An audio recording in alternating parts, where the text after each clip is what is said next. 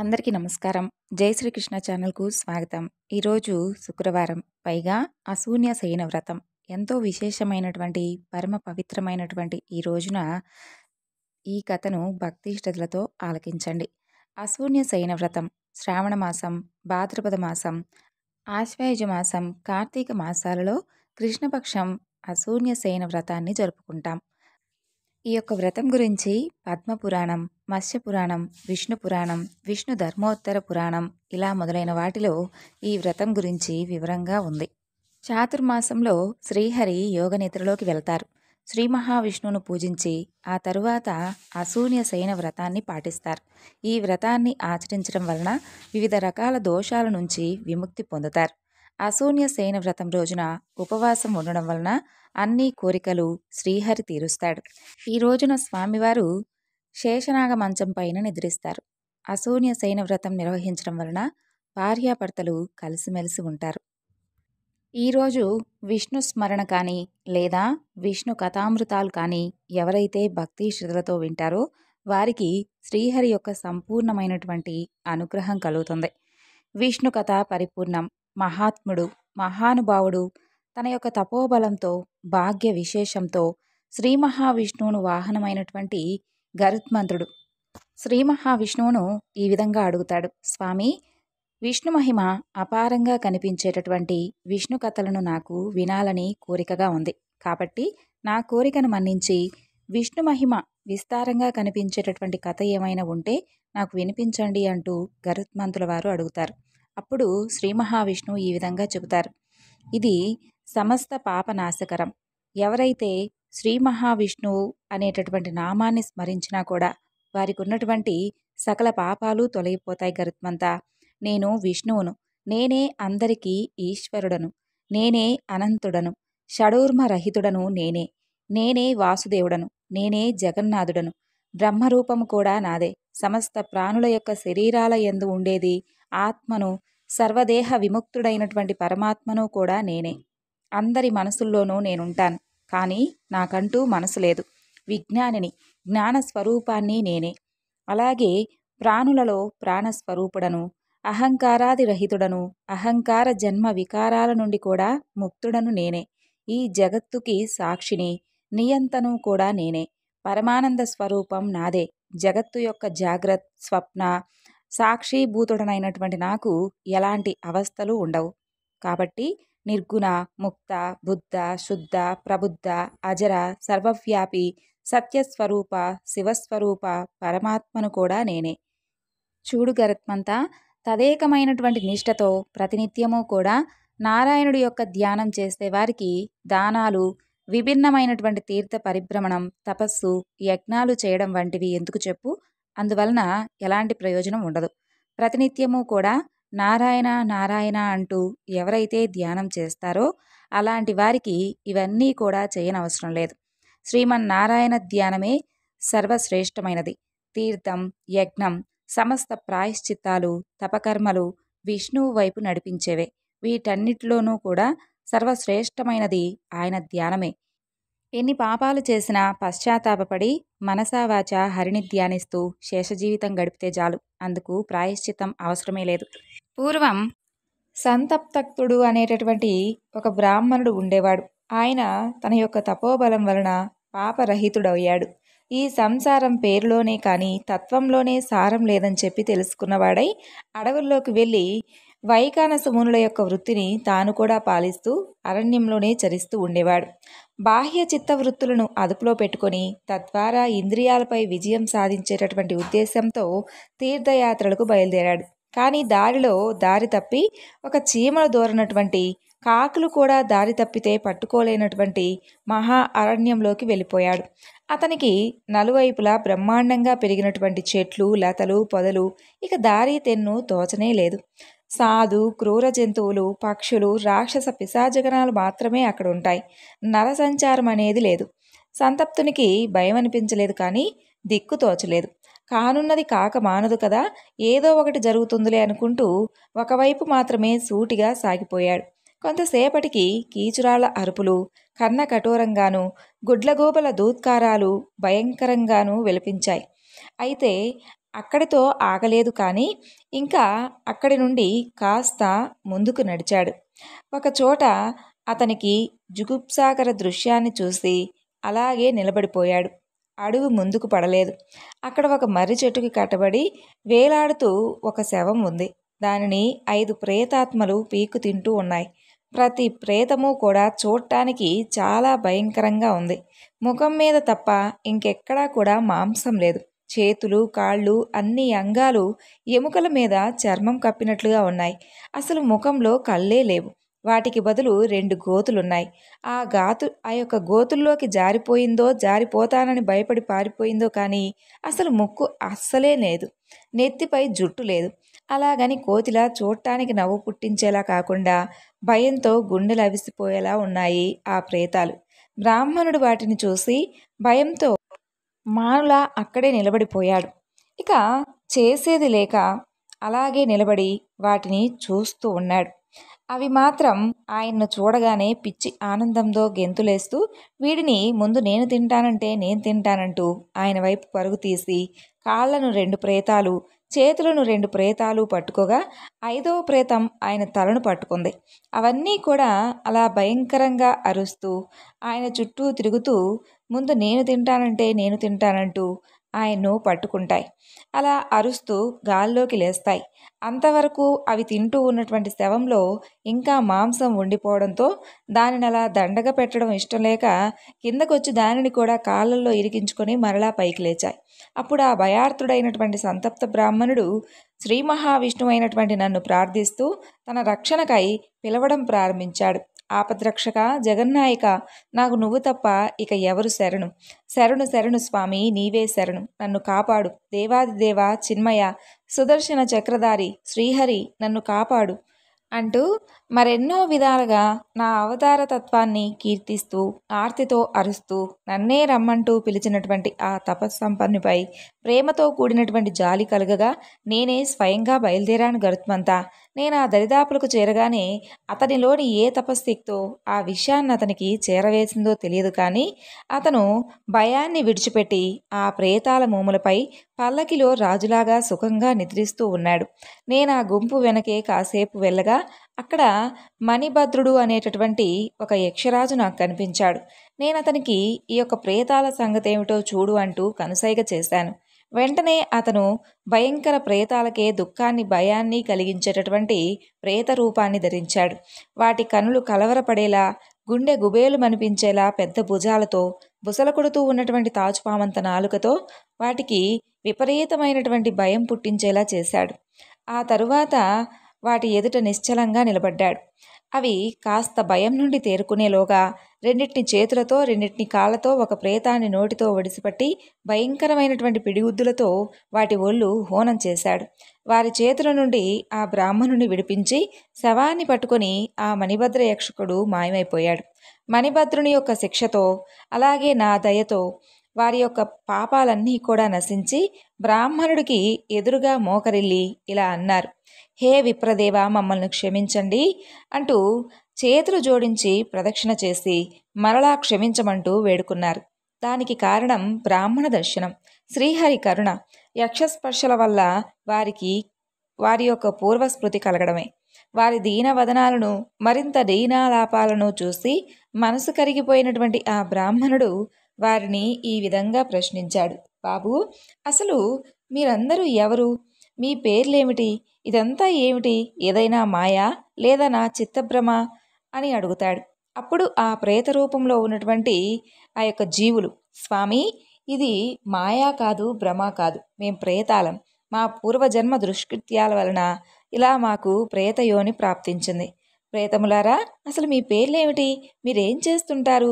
మీకు ఇలాంటి దుర్దశ ఏ విధంగా ప్రాప్తించింది? నా పట్ల మీ ప్రవర్తనకు, మరలా అందులో వచ్చినటువంటి మార్పుకు కారణమేమిటి అని అడుగుతాడు బ్రాహ్మణుడు. ద్విజోత్తమ, మీ ప్రశ్నలన్నిటికీ కూడా ప్రత్యుత్తరం ఇస్తాము. మా పేర్లు పర్యుషిత, సూచీముఖ, శీఘ్రగ, రోదక, లేఖకులు. సామాన్య మానవులే అనుకొని మిమ్మల్ని పట్టుకున్నాం. మీరు యోగిరాజని, విష్ణు భక్తులని తెలిసాక ఇప్పుడు మిమ్మల్ని పూజిస్తున్నాం. మీ స్పర్శ మాత్రాననే మా యొక్క పాపాలన్నీ కూడా ఎగిరిపోయాయి. మీ నామధేయాలు విచిత్రంగా వినిపిస్తున్నాయి. ఇవి అసలు అర్థం లేనివని నాకు అనిపించడం లేదు. మీరు నాకు మీ గురించి వివరించండి అని అంటాడు బ్రాహ్మణుడు. అలా బ్రాహ్మణుడు ఆదేశించగానే ఆ ప్రేతాలు ఒక్కొక్కటిగా ఇలా చెప్పడం ప్రారంభించాయి. బ్రాహ్మణోత్తమ, ఒకనాడు నేను శ్రాద్ధం పెట్టవలసి వచ్చినప్పుడు ఒక బ్రాహ్మణుడు నియమించుకున్నాను. ఆ వృద్ధ బ్రాహ్మణుడు నడవలేక నడుస్తూ బాగా ఆలస్యంగా వచ్చాడు. నేను ఆకలికి తాళలేక శ్రాద్ధకర్మ చేయకుండానే ఆ శాకపాకాలను తినేశాను. బ్రాహ్మణుడికి పర్యుషిత అంటే పాచిపోయిన అన్నాన్ని ఎక్కడి నుండో తెప్పించి మరీ పెట్టాను. నేనలా దుష్టప్రేతాన్ని కావడానికి, నా పేరు పర్యుషితుడు కావడానికి అదే కారణం అంటూ ఒక ప్రేతం చెబుతుంది. తరువాత మరొక ప్రేతం, బ్రాహ్మణ దేవత, నా పేరు సూచీముఖుడు. ఒకనాడు ఒక బ్రాహ్మణి తీర్థ స్నానానికై భద్రవట తీర్థానికి వచ్చింది. ఆమెతో పాటు ఆమె 5 ఏళ్ల కొడుకున్నాడు. ఆమె అతన్ని చూసుకునే జీవిస్తున్నట్లుగా ఉంది. నేనప్పుడు క్షత్రియ యువకుడిగా జన్మించాను. అలా అలవిమీరినటువంటి ఒళ్ళు పొగరు, క్రూరత్వాలతో ప్రజలనందరినీ కూడా హింసిస్తూ ఉండేవాడిని. నేను ఆ బ్రాహ్మణి పుత్రుల దారి కాచి అతని తలపై పిడికిలితో బాది వారి సామాన్లన్నింటినీ కూడా లాగేసుకున్నాను. పాపం ఆ పసివాడు దాహం దాహం అంటూ ఏడుస్తుంటే తల్లి అతనికి ఒక చిన్న పాత్రతో నీళ్ళిచ్చింది. నేను ఆ పాత్రను కూడా దౌర్జన్యంగా లాగేసుకొని ఖాళీ చేసేశాను. ఆ పిల్లవాడు భయంతో, దాహంతో అక్కడికక్కడే మరణించాడు. అతని తల్లి ఆ గర్భశోకాన్ని తట్టుకోలేక అక్కడే ఉన్నటువంటి నూతిలోకి దూకి ఆమె కూడా మరణించింది.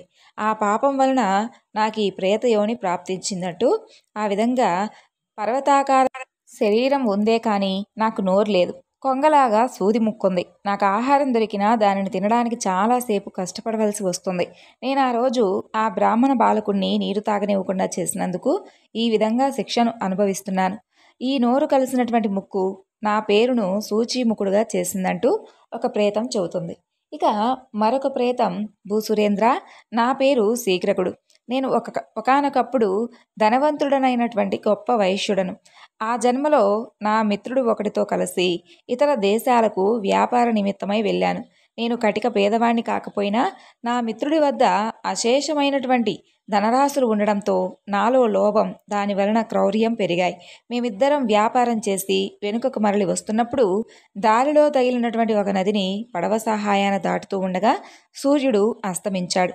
మసక చీకటిలో ప్రయాణికులందరూ కూడా ఎవరి గోలలో వారున్నారు.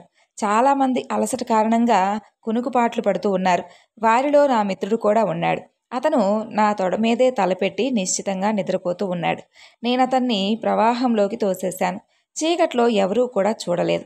అతని వద్ద ఉన్నటువంటి బహుమూల్య ప్రదానములైనటువంటి రత్నజటిత స్వర్ణాభరణాలు, ముత్యాలు, బంగారు కాసులన్నీ కూడా పట్టుకొని మా ఊరికి వచ్చేశాను. నా మిత్రుడి యొక్క పత్నితో దారిదోపిడీ దొంగలు మాపై దాడి చేశారు. అప్పుడు నీ భర్త వారికి దొరికిపోయాడు అని చెప్పాను. వారు అతని సొత్తంతా దోచుకొని అతన్ని చంపేశారని కూడా చెప్పాను. నేను మరో దారిని వెతుక్కొని తుప్పల వెంట అలా పరిగెత్తుకుంటూ నా సొమ్మును పట్టుకొని ఏదో చావు తప్పి కన్నులొట్టబోయిన వాడిలా ఇలా ఇంటికి చేరుకున్నాను అని చెప్పాను.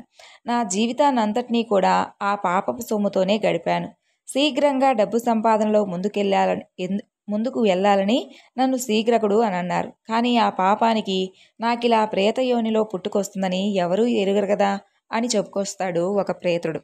తర్వాత మరొక ప్రేతాత్మ, విప్రోత్తమ, నా పేరు రోదకుడు. నేను శూద్ర జాతికి చెందినవాడును. రాజభవనం నుండి నాకు పెద్ద పెద్ద గ్రామాలకు 100కి పైగా అధికారం ఇవ్వబడింది. నా కుటుంబంలో వృద్ధులైనటువంటి తల్లిదండ్రులు, ఒక తమ్ముడు మాత్రమే ఉండేవారు. అయినా లోపం కొద్దీ నా తమ్ముణ్ణి వేరే కాపురం పెట్టుకోమంటూ తగిలేశాను. వాడికి ఏమీ తెలియదు. అన్న వస్త్రాలు లేక అవస్థ పడుతున్నాడని తెలిసి నా తల్లిదండ్రులు రహస్యంగా నా గృహం నుండి అన్ని వస్తువులను పంపిస్తూ ఉండేవారు. నేను అది తెలుసుకొని అగ్గిరాముణ్ణైపోయి నా తల్లిదండ్రులను వస్తువులను పంపిస్తూ ఉండేవారని తెలుసుకొని వెంటనే వారిని సంకెలతో బంధించి ఒక గదిలో పడేశాను.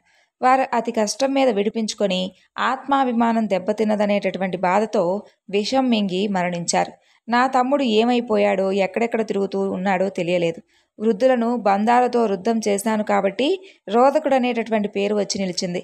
ఈ మహాపాపాల వలన నేను ఈ విధంగా ప్రేతయోనిలో పడి ఉన్నానని చెప్తాడు. ఇక చిట్ట చివరిగా మరొక ప్రేతం ఉంది కదా, ఆ ప్రేతం, హే విప్రదేవ, నన్ను లేఖకుడు అంటారు. పూర్వం ఉజ్జయిని నగరంలో బ్రాహ్మణుడిగా జన్మించాను. మా రాజుగారు నన్ను ఒక బ్రహ్మాండమైనటువంటి కోవెలకు పూజారిగా నియమించాడు. ఆ గుడిలో విభిన్నమైనటువంటి నామాలతో ఎన్నో విగ్రహాలున్నాయి. స్వర్ణ నిర్మితములైనటువంటి ఆ విగ్రహాలలో అవసరమైన చోట పలు విలువైనటువంటి రత్నాలు తాపడం చేయబడున్నాయి.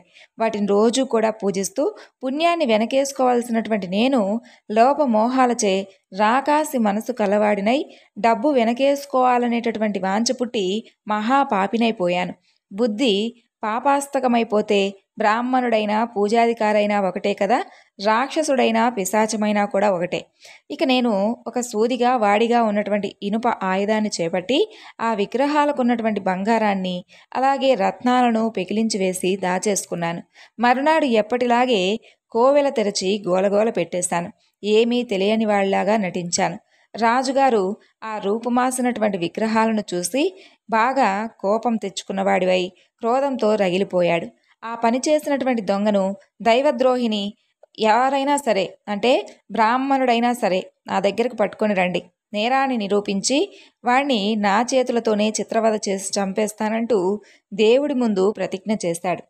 ఆయన బ్రాహ్మణుడైనా సరే అని అనడంతో అనుమానం ఏదైనా నా మీద కలిగిందా అనేటటువంటి అనుమానం నాకు కలిగి రాత్రికి రాత్రే రాజమందిరంలోకి ప్రవేశించి ప్రశాంతంగా నిద్రిస్తూ ఉన్నటువంటి రాజును చంపేసి అక్కడి నుండి రత్నాలను బంగారాన్ని పట్టుకొని పారిపోయాను. దాంతో భూదేవికి కూడా నా మీద అసహ్యం కలిగిందో ఏమో కానీ అలా పారిపోతూ దారి తప్పి ఘోరమైనటువంటి అరణ్యంలో దిగబడి అక్కడ ఒక పులివాత పడి నేను చనిపోయాను. కలం వంటి సాధనంతో మహాపాపం చేశాను కాబట్టి నన్ను నరకంలో లేఖకుడని పిలిచారు. అక్కడ ఎనలేనటువంటి బాధలను అనుభవించి ఇలా ప్రేతయోనిలో పడ్డానంటూ చిట్ట చివరి ప్రేతమైనటువంటి ఆ ప్రేతం బ్రాహ్మణుడికి తన యొక్క జీవితాన్నంతా కూడా వివరిస్తుంది. అలా 5 ప్రేతాలు కూడా వినయంతో వాటి యొక్క పన్నాలను వినిపించగా బ్రాహ్మణుడు జాలిపడి వారిని చూసి వారి యొక్క ప్రస్తుత పరిస్థితిని గురించి అడగగా వారు ఈ విధంగా చెప్పుకొని విలపించారు. ఓ బ్రాహ్మణోత్తమ, ఎక్కడైతే వేదమార్గం అనుసరింపబడుతుందో, ఎక్కడ లజ్జా ధర్మము, దమము, క్షమ, ధృతి, జ్ఞానం ఉంటాయో అక్కడ మేము ప్రవేశించలేం. శ్రాద్ధ తర్పణ కర్మలు చేయబడినటువంటి గృహాలలో మేము దూరగలం. అక్కడ మనుషుల యొక్క రక్త మాంసాలను వారికి కూడా తెలియకుండా అపహరించి ఆరగిస్తాం. వారు ఏ జబ్బు లేకుండా నీరసించిపోతుంటారు. మా ఆహారం పరమ అసహ్యకరం. మలం దగ్గర నుండి శవం దాకా అన్నీ తింటాం. మాకు కూడా సిగ్గుగా అనిపిస్తుంది. అయినా తప్పదు కదా, మేము అజ్ఞానులం, తామసులం, మందబుద్ధులం. ఏమాత్రం దైవశక్తి అలికిడి విన్నా విపరీతమైనటువంటి భయంతో పారిపోయే పిరికి జనాలం. మాకు ఈ ప్రేత జన్మ ఎప్పుడు పూర్తవుతుందా అని ఎదురు చూస్తూ ఉంటాం. అప్పుడు బ్రాహ్మణుడు వారి బాధలను వింటూ ఉండగానే శ్రీ మహావిష్ణువునైనటువంటి నేను గరుత్మంత అతనికి దర్శనమిచ్చాను. హృదయంలో నివసించేటటువంటి అంతర్యామి పురుష స్వరూపంలో సాక్షాత్కరించినటువంటి నన్ను చూడగానే ఆ విప్రుడు నేలపై సాష్టాంగపడి నమస్కరించి స్తుతులతో నన్ను సంతుష్టపరిచాడు. అతని దయ వలన ఆ ప్రేతాలు కూడా నన్ను చూడగలిగాయి. అన్ని రకాల ప్రాణులను కేవలం నీ దయతోనే, వారికి ఏ అర్హత లేకపోయినా నీవు ఉద్ధరించావు స్వామి. మహాప్రభో, నీకు నమస్కారం అంటూ పలుకుతున్నటువంటి ఆ యొక్క బ్రాహ్మణుడి మనసులోని కోరికను నేను అర్థం చేసుకొని వారందరికీ కూడా ఉత్తమ లోకాలను ప్రసాదించాను గరుత్మంత. నా ఇచ్చ మేరకు అక్కడకు అత్యంత తేజం కలిగినటువంటి, శ్రేష్ఠ ఆకాశగమనం చేయగలిగినటువంటి గంధర్వ అప్సర యుక్తములైనటువంటి 6 విమానాలు అక్కడికి వచ్చి ఆ బ్రాహ్మణుణ్ణి, ఆ యొక్క పంచ ప్రేతాలను ఎక్కించుకొని నా లోకానికి తీసుకుని వెళ్ళాయని చెప్పాడు శ్రీ మహావిష్ణువు. ఈ విధంగా విష్ణు మహిమను తెలియజేసినటువంటి ఈ యొక్క కథ విని గరుత్మంతుడు చాలా సంతోషించాడు. స్వామికి అనేక విధాలుగా ధన్యవాదాలు తెలియజేసుకుంటాడు. విన్నారు కదండి. మరొక చక్కని వివరణతో మరలా కలుసుకుందాం. అంతవరకు నమస్కారం. జై శ్రీకృష్ణ.